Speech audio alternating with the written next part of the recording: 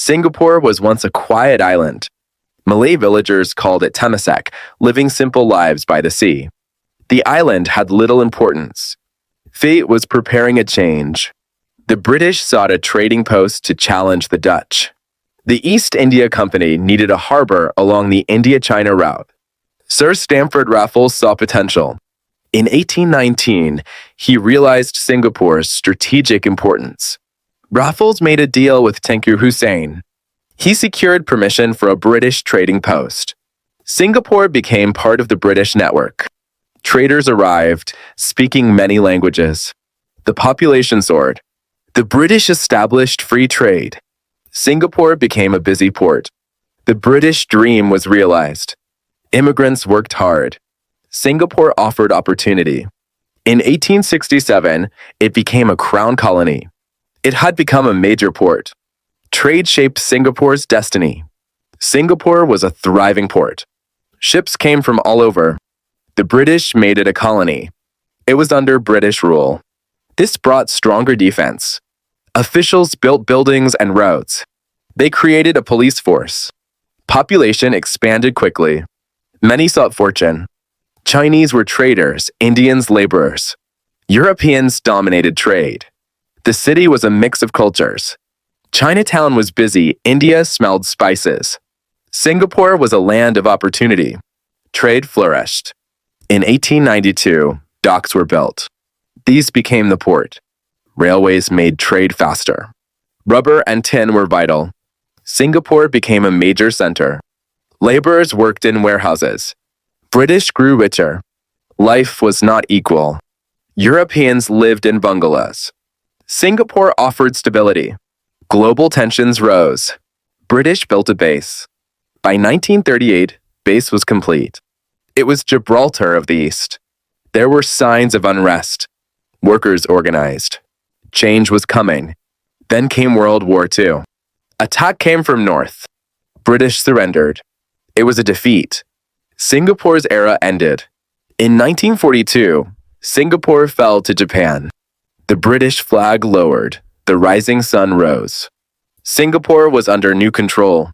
Renamed Sinantu, it faced darkness, hunger, terror. It was a painful era. People watched as British soldiers became prisoners. Locals felt betrayed by the surrender.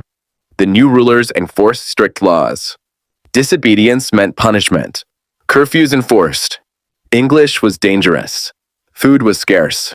People starved. Banana money lost value.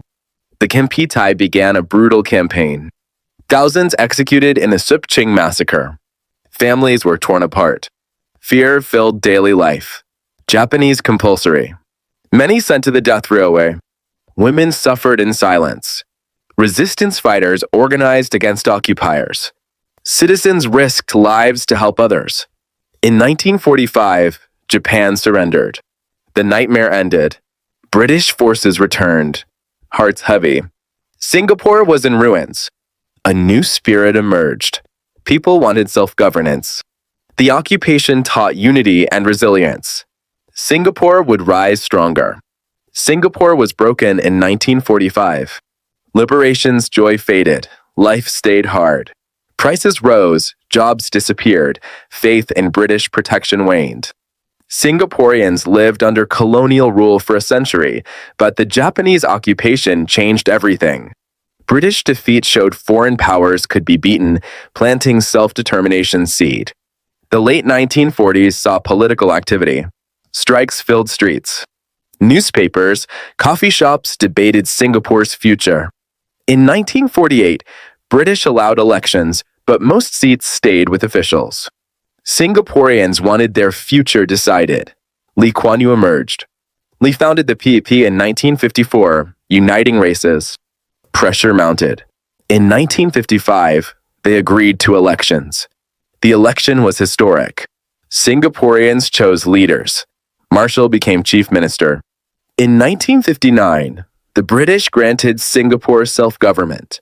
The PEP won. Lee Kuan Yew became prime minister. This marked nationhood's start. Lee began work. Singapore sought strength, merging with Malaysia. Singapore joined Malaysia in 1963. Singapore transformed from village to city. People's voices heard. In 1959, Singapore gained self-government. People chose their leaders. Lee Kuan Yew knew independence wouldn't solve poverty. The island was small and lacked resources. Singapore needed a market. Lee Kuan Yew wanted to merge with Malaysia. Many saw shared ties. A union would be stronger. The Malaysia Agreement was signed. In 1963, Singapore joined Malaysia. Celebrations had flags and fireworks. Singapore hoped as an independent nation. Tensions grew. Leaders differed. Malaysia wanted Malay supremacy, Singapore equality. This caused mistrust. Economic issues strained. Political disagreements grew. Tension rose. In 1964, violence erupted into a riot. People died. Lee Kuan Yew grieved. By 1965, relations broke. Singapore was expelled. In 1965, Singapore was free. Lee Kuan Yew felt anguish. He said, "We are now alone." Singapore was alone. Lee Kuan Yew built a nation. They focused on jobs. Singapore could define its destiny. The merger taught courage. August 9th, 1965, Singapore faced uncertainty after expulsion from Malaysia. It was now independent. Prime Minister Lee Kuan Yew declared, "We stood alone and survived."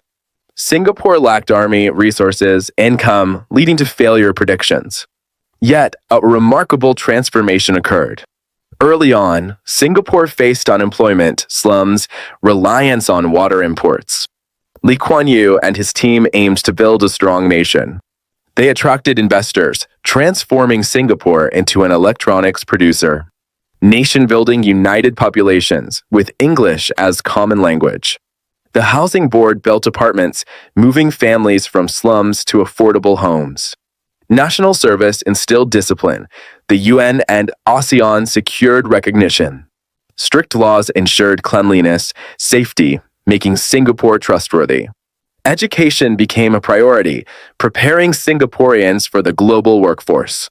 By the late 1970s, Singapore thrived, its industries connecting it globally. Lee Kuan Yew said, "We are not small people."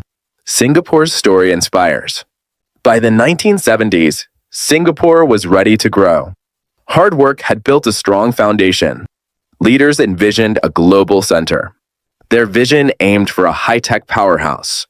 Industrialization attracted foreign companies. Factories rose, turning Jurong into a hub. Singaporeans found work, reducing unemployment.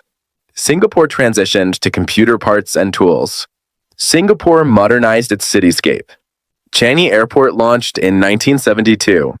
Port facilities expanded. Education was the heart of national development. Schools emphasized science and technology. Singapore's workforce partnered with corporations. This workforce attracted foreign investors. Singapore dreamed of becoming a financial hub. The monetary authority encouraged foreign banks. Singapore's financial district rivaled Hong Kong. The government fostered a clean society through strict laws. Singapore became the Garden City. Singapore adapted by encouraging innovation. Singapore was a successful economy. Singapore's skyline glittered with skyscrapers. Its people enjoyed rising incomes.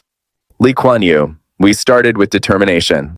Singapore's strength lies in its people. By the 21st century, Singapore transformed into an admired nation. A digital era began. Singapore determined to lead through technology and knowledge. Leaders launched Vision 2030 and Smart Nation, focusing on innovation and global connectivity. Digital technology powered life, from e-services to AI-managed traffic and driverless trains. Today, Singapore stands as one of the world's most advanced, livable cities.